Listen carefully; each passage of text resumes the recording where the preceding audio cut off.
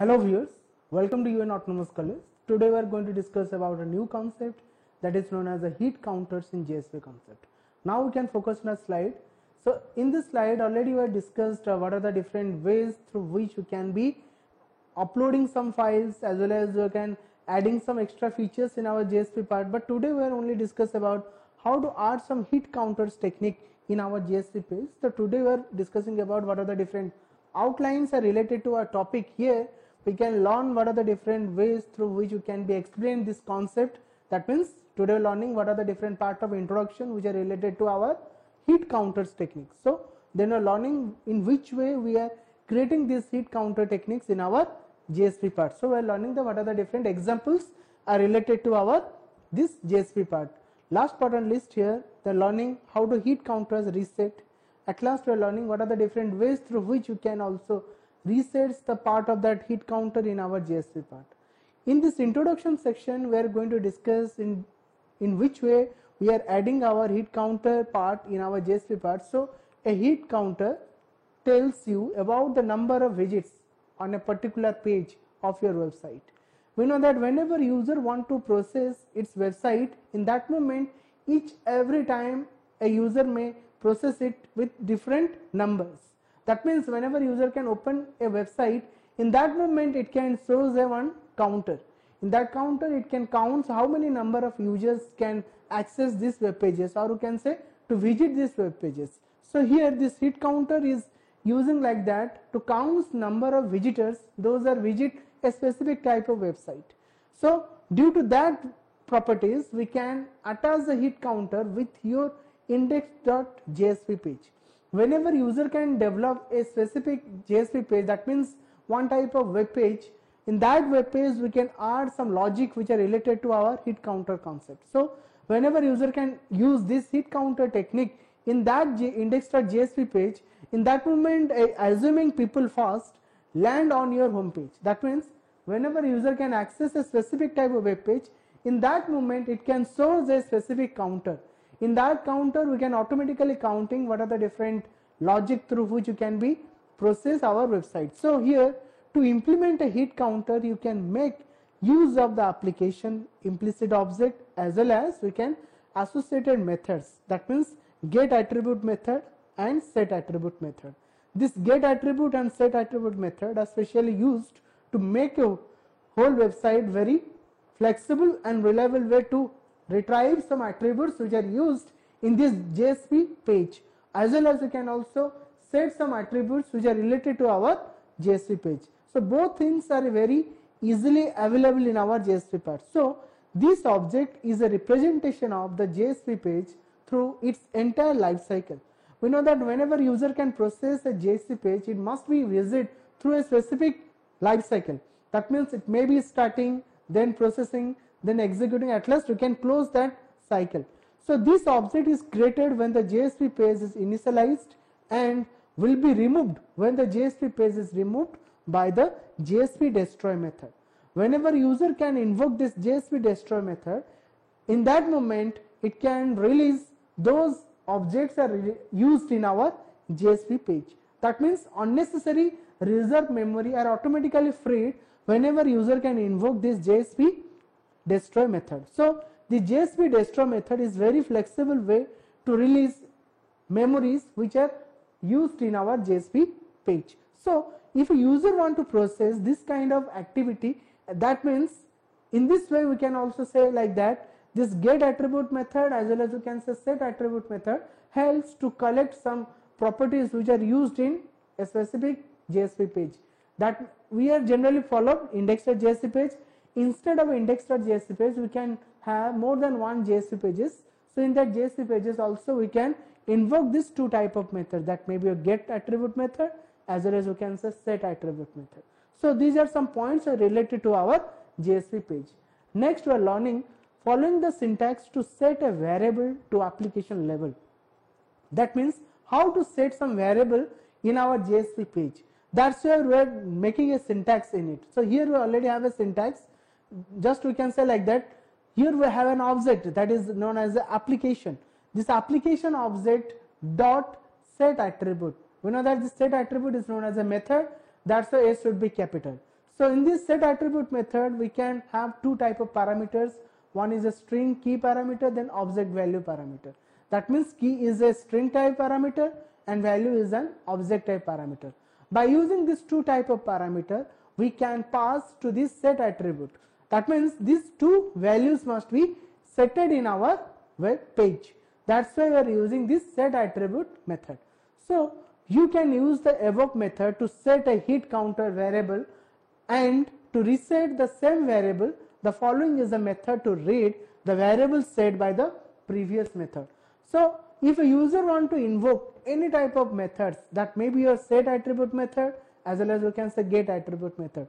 So these two type of methods helps to getting a one reference of that web page, so that the following is the method to read the variable set by the previous method. That means this is written as application.getAttribute method.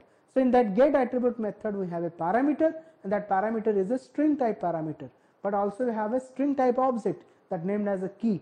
Here key is known as a string type object. By using that object, we can easily pass some values through this get attribute method.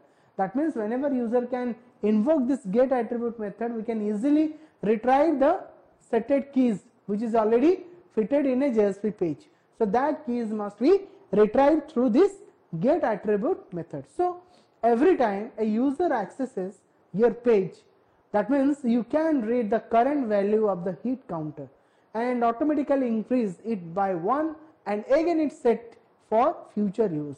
That means in a single day we can use the hit counter method. Otherwise you can say we also have different type of visiting criteria counters.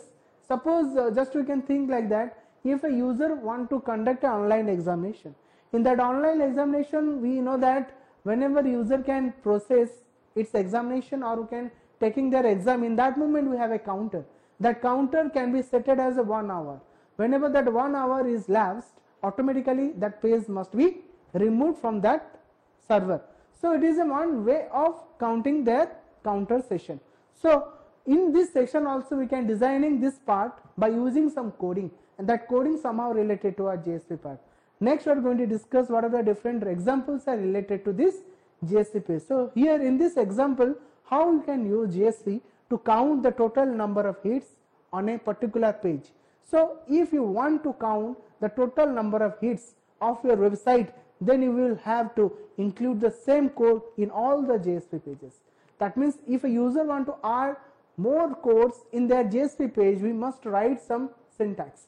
In that syntax also we have written some coding here already displayed in this section. So first of all, user must to open a JSP page. In that JSP page we can just add a page directive tag. In that page directive tag we can use an attribute named as the import. In that import attribute we can take two packages, one package named as java.io.star package, next we have another package named as java.util.star package. So these two packages are imported in our JSP page through this import attribute, and by using that attribute we can also flexible way to using this JSP page. So here that HTML tag also we are using. In that HTML tag we are adding one head section. In that head section also we have a title part. In the title part we have written one name of this page, and here that name of that page is known as a application object in JSP page. So what is the real use of that application object in JSP page? So whenever user can using this title that is written as a one part of that JSP section. So if a user want to design this body section, in that body section also we have some code, but in the body section code we have written each and every codes in the form of scriptlet tag. So in this scriptlet tag we are adding some statement which is written in this slide. So first of all we can take an integer class which is belongs to this util as well as you can say IO package. Then we are going to create an object of this integer class that is named as a hits count. So this hits count object must taking a method that named as a get attribute method. So this get attribute method must be invoked through this application object. Whenever user can invoke this application.get attribute method and have some parameter, the parameter set as a named as hit counter. That hit counter is known as a one parameter, and that parameter must be retrieved from their corresponding JSP page which is invoked through that user. So it must be written in the form of integer. We know that whenever a get attribute method can retrieve from the corresponding JSP page, it must be string type. That's why that means it should be typecasted by using this integer type class. That means this string type must be converted to that integer, and this parameter value must be stored in this hits count object. So if this hits count is known as object, if equal to null, or we can say hits count equal to 0, then we can use this statement like out.println method. In that out.println method, we have some statement written as welcome to my website. Whenever that hit counter method is, that means 0, then it can show a message. The message is known as a welcome to my website. Similarly, the hit count is denoted as 1. That means whenever user can visit first, in that moment that hit counter must be set as 1. Similarly, whenever it's not null, once it is initialized 1, that means it contains some value. That means it is not 0 or not null. In that moment, whenever another user must be visit this site, in that moment it must be invoke this else method. In this else part, we must have a one statement written as out.println. So this out.println method, we are printing welcome back to my website. That means the user must go back to that website which is used by a user. So here also this hits count object must be auto incremented by 1. That means this auto incremented by 1 means if a user is visited once, then another user is visit, then it is known as a 2. Then number of users can visit this site, then in that moment it can be visited one by one and incremented automatically. So finally, if this 2 setted can be executed, at that moment also we can set it like just application.set attribute with 2 type of parameters. Hit counter is known as our reference variable name. So in that variable name we can hit the count. Hits the count means we are setting the values. That means we have the number of hit counters incremented by 1. In that moment that hit counts method maybe 2, 3, 4, and its value must be set to this application.set attribute method, and its space must be incremented by some values. That may be 2, that may be 3. How many number of users are used this site, it is automatically incremented by 1. So this is a part of that scriptletting tag. So finally, here we have a one statement written as total number of visits. In the total number of visits shows some values, and that value is written as a hit count. That means in that hit count must contain some constant value, and that constant value must be shown in our web page. That means the total number of visits can be happen through this hits count object. That means this hits count object must be contain some values, that may be 2, that may be 3, that may be anything else, must be stored this hit count method. So it is automatically displayed in our web page. So it must be in the center tag. That means this statement must be shows in our center of a web page. This number of visitors are visiting this website. So this center tag must be closed. Then finally we need to close that body tag. Whenever that body tag is closed, in that moment this HTML section must be ended with this HTML tag. So these are some coding parts which are related to our JSP concept. But next we are going to discuss how to use in our browser. Whenever user can invoke this site, then what are the real consequence of this output. So let us now put the above code that is named as the main.jsp. In the above section we have a coding part. In that coding part we must be display some output section. So in that output section we must invoke some part, and that part must be processed through this localhost :8080 server. In that server we are displaying some output. So this will display the hit counter values which increases as and when you refresh the page. You can try accessing the page using different browsers, and you will find that hit counter will keep increasing with every, just you can say every hit.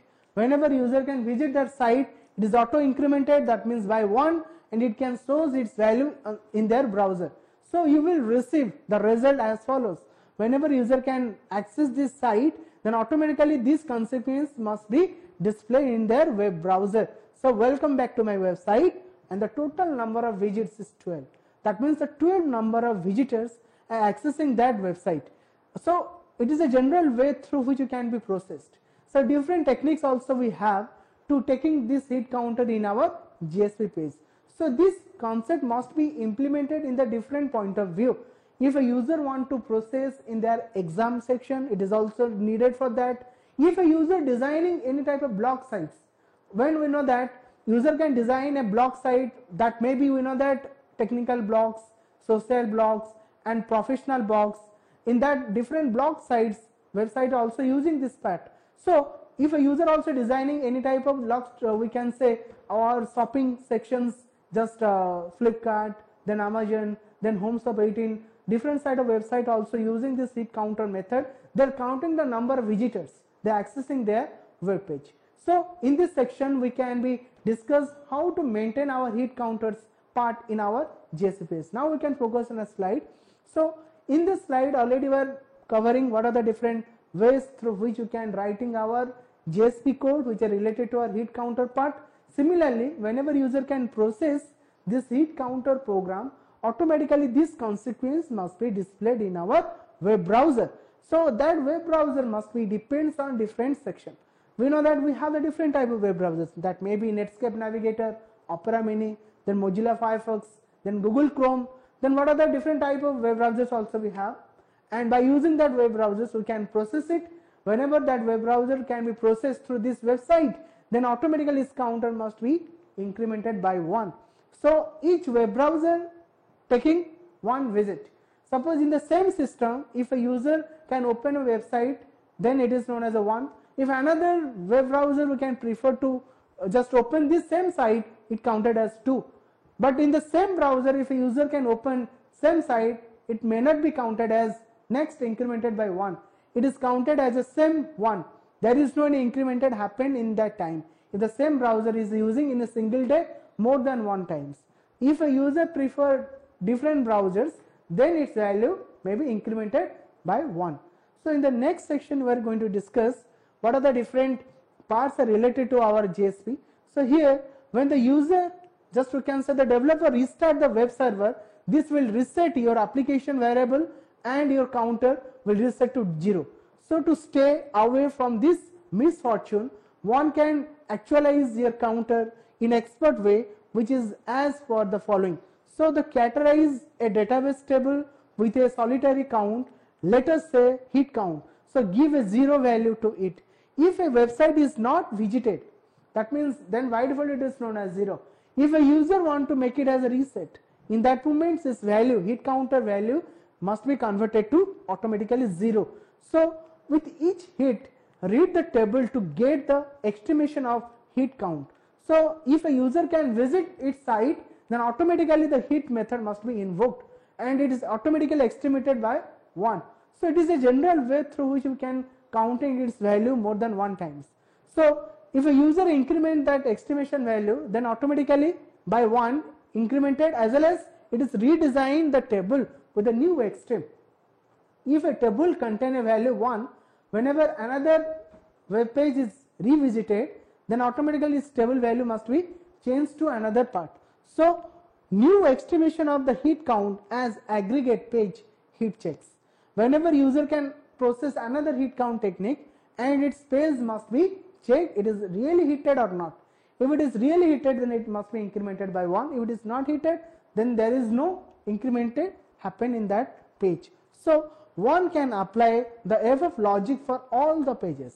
If a user want to process the same logic to all pages, it is also possible, but it must be referenced to more than 1 pages. If it is not referenced, then it cannot be happened. So if a user must be use this web page, so according to its requirement, we must be prefer different way of heat counting technique.